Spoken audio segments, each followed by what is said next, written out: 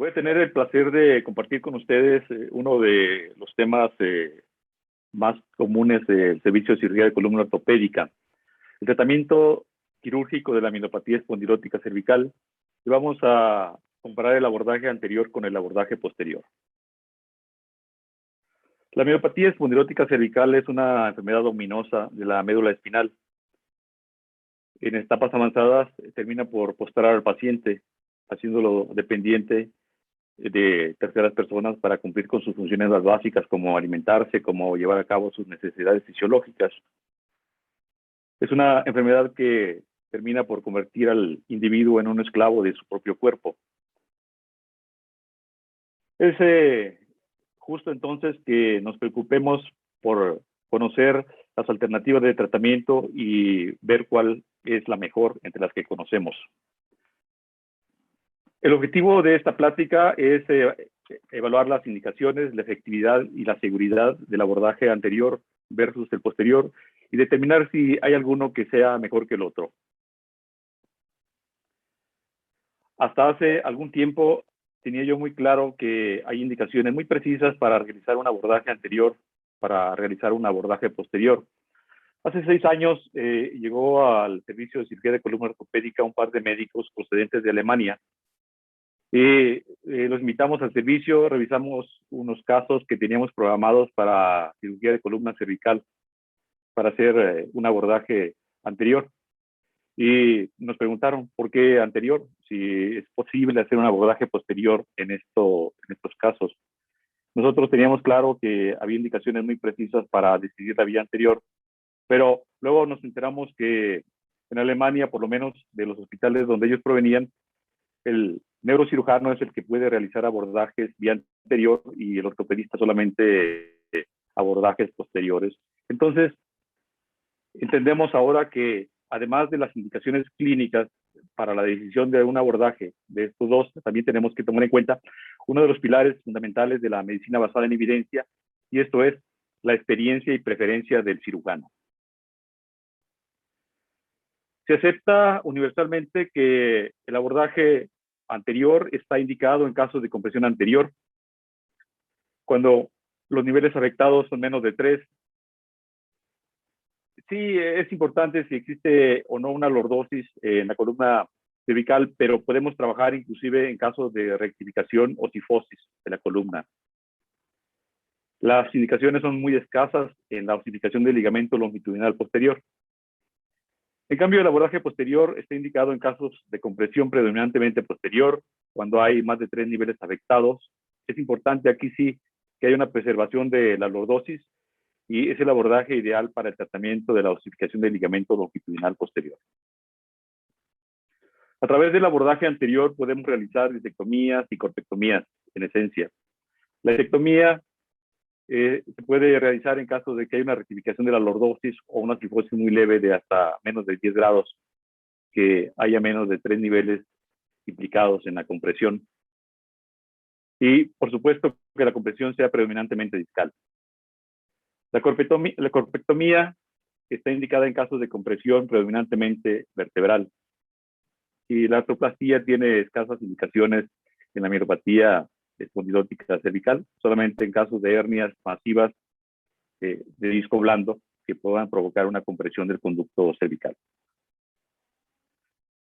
Esta es una imagen de una disectomía más colocación de una caja autoestable. Una disectomía más colocación de malla y tornillos cervicales. Un par de disectomías a nivel cervical y colocación de espaciadores cero perfil. Una disectomía y una colocación de una prótesis de disco cervical. En el caso de las corpectomías, generalmente van asociadas con colocación de malla y de placa y tornillos cervicales para ocupar el espacio donde se realiza la corpectomía.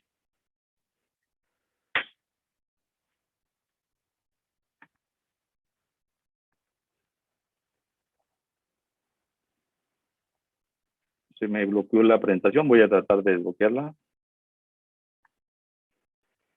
Esta es una imagen de una corpectomía de dos niveles, igualmente colocación de una malla, placa y tornillos.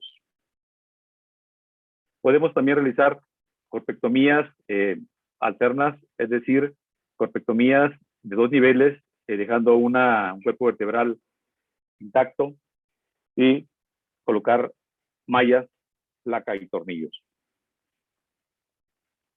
O podemos también hacer abordajes híbridos, donde realizamos disectomías en algún nivel o dos niveles y realizamos corpectomías también. En este caso es necesario picarlas con placa y con tornillos.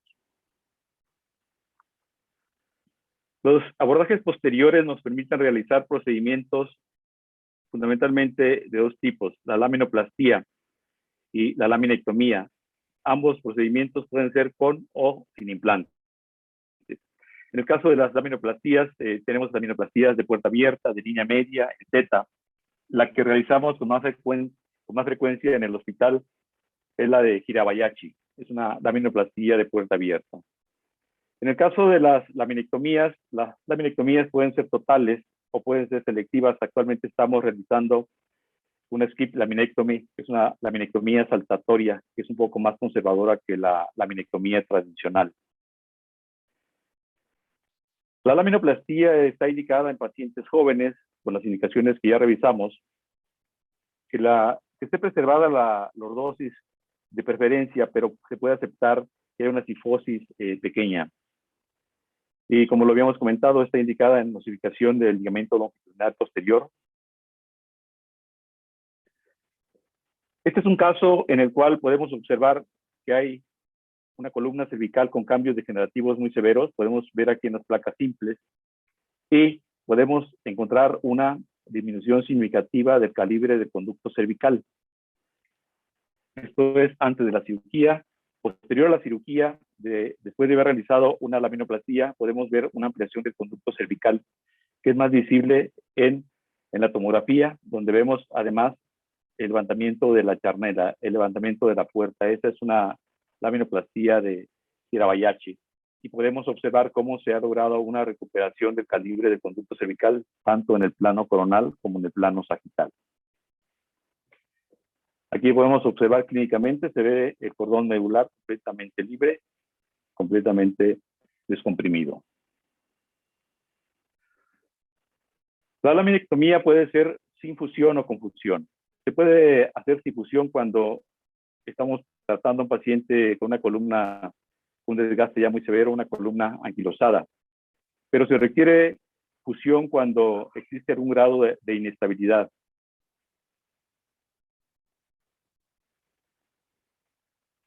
Cuando analizamos los resultados de los dos procedimientos, la vía anterior versus la vía posterior, encontramos que por lo general se reportan resultados similares. En una escala de Yoa encontramos una recuperación de alrededor de 2 puntos anualmente en cualquiera de las dos cirugías, en cualquiera de los dos abordajes, y 1.5 en la escala de Nurich. Sin embargo, cuando operamos un paciente con una mielopatía moderada, el margen de deterioro neurológico es menor comparado con una mielopatía severa. En esos casos también la expectativa de mejoría pues es más baja, por una razón lógica. En caso de mielopatía severa, podemos aspirar a una mejoría de hasta 4 o 5 puntos. Esto siempre y cuando la compresión no haya sido muy prolongada, porque en esos casos la expectativa de mejoría es muy baja y a veces nula. Hay que tener en cuenta también que los beneficios de la cirugía cervical no son eternos. Se estima que tienen una duración de entre 5 a 15 años posterior al procedimiento. En cuanto a las ventajas de los abordajes, las ventajas del abordaje anterior son que se logra una descompresión directa con una disección muscular muy conservadora. A través de la vía anterior podemos llegar prácticamente por planos de clivaje a la columna cervical. También se encuentra una menor tasa de infecciones, pues la menor manipulación de los tejidos hace que también la incidencia de infecciones sea menor. Y tenemos una mejor probabilidad de corregir la cifosis cervical. Los abordajes posteriores tienen algunas ventajas, evitan problemas técnicos, en algunos casos, en algunos pacientes con obesidad, que son de más difícil abordaje por vía anterior, pacientes con cuello corto, paciente con tórax en tonel, o cuando hay cirugías cervicales anteriores previas. Se logra una descompresión más amplia a través de este abordaje, pero la mejoría de la patología cervical depende de el reposicionamiento de la médula espinal. Por lo tanto, se requiere que haya una lordosis en la columna para realizar un abordaje posterior. En cuanto a las complicaciones de la cirugía de columna en muchos sentidos coinciden, puesto que se trata de cirugías y pueden compartirse las complicaciones a cualquier nivel. Sin embargo, hay complicaciones muy privativas de la vía anterior, como son la disfagia, que suele ir hasta casi un 50% de los casos. La disfonía, que afortunadamente en la mayoría de los casos es temporal. La lesión de la arteria vertebral, que es una complicación ominosa, puede llevar al paciente a la muerte, pero afortunadamente la incidencia es baja. El edema y el hematoma son complicaciones severas también, porque pueden provocar obstrucciones de la vía aérea y el paciente, si no es atendido oportunamente, puede llegar a tener un desenlace fatal. La perforación esofágica también puede ser letal. Y el síndrome de Horner es una complicación no tan frecuente y tampoco severa. Las complicaciones de las cirugías cervicales posteriores se caracterizan por dolor cervical. Esta es una de las quejas mayores en el paciente, que van entre 40 y 60% de los casos. Una disminución del rango de movimiento, sobre todo si sabemos que muchas de las cirugías hay que fijarlas. Una cifosis postquirúrgica, una lesión de la raíz de C5, la membrana poslaminectomía, que fue una de las complicaciones que hicieron que se cambiara en épocas anteriores de una laminectomía a una laminoplastía. También tenemos como complicación la enfermedad del segmento adyacente, la reestenosis. Esto puede ser por una apertura inadecuada, por un proceso degenerativo que sigue evolucionando, por algún trauma, o porque sencillamente se cierra la charnela de la laminoplastía. Hasta este momento hablamos del conocimiento clásico para el tratamiento de la mielopatía cervical espondilótica por este par de abordajes y sobre la experiencia que tenemos en el departamento de cirugía de columna del Hospital de Ortopedia. Pero, ¿qué dice la medicina basada en evidencia?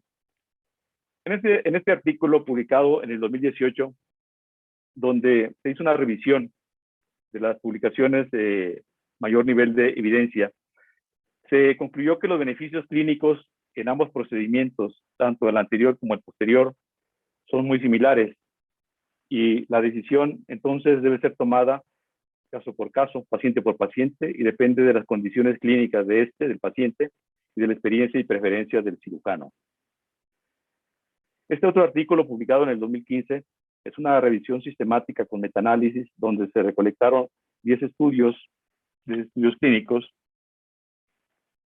Se hizo una evaluación del estado preoperatorio, como pueden ustedes observar en este forest plot, donde no hay diferencia significativa en el estado preoperatorio en los pacientes con abordaje anterior contra el abordaje posterior, y se encontró que los resultados clínicos son similares entre ambos abordajes. En este caso, se hizo una comparación de ambos abordajes para evaluar el índice de complicaciones y se encuentra que existe una diferencia, aunque es pequeña, que favorece al abordaje posterior. Esto es, que el abordaje anterior generalmente tiene más complicaciones que el abordaje posterior. En este par de imágenes mostramos un forest plot donde se evalúa el índice de recuperación. Igualmente, en este caso, el índice de recuperaciones en el abordaje anterior son mayores que el abordaje posterior. Y en esta siguiente lámina se evalúa el nivel de sangrado, el nivel de hemorragia entre los dos abordajes si se encuentra que el abordaje anterior tiene un nivel mayor de hemorragia. En este artículo se puede sacar esta conclusión. Cuatro de los artículos que se incluyeron en la revisión sistemática, que reúnen 268 pacientes, se encontró que la escala de YOA es más alta cuando se hace una cirugía anterior. Y en 5 artículos incluidos, que reúnen 420 pacientes, se encontró que no existe diferencia significativa en cuanto a la mejoría en los dos abordajes. Se revisaron los parámetros que revisamos en los forest plot y se encontró que el abordaje anterior tiene mayores complicaciones, mayor índice de reoperación, como ya veíamos, la hemorragia es más alta, mayor tiempo quirúrgico, pero generalmente una menor estancia hospitalaria. Algunos de estos son resultados primarios y otros son resultados secundarios. Aquí nos importa fundamentalmente cuál de los dos abordajes tiene más complicaciones, cuál de los dos abordajes tiene un índice mayor de recuperación, porque estos son los que afectan directamente a la recuperación del paciente. A mí me gustaría concluir diciéndoles claramente este abordaje es mejor que el otro. En realidad, pues hay que hablar de manera objetiva, estamos hablando de medicina científica. Y podemos concluir que la decisión debe ser tomada caso por caso, como lo habíamos revisado ya anteriormente. Depende de las condiciones clínicas. Esto es muy importante, pero también hay que tener en cuenta la experiencia y las preferencias del cirujano. Creo que ninguna ocasión será más propicia para citar esta frase de Hipócrates, donde dice, no hay enfermedades sino enfermos. En realidad, en caso de la mielopatía cervical espondilótica, el tratamiento debe ser individualizado. Muchas gracias.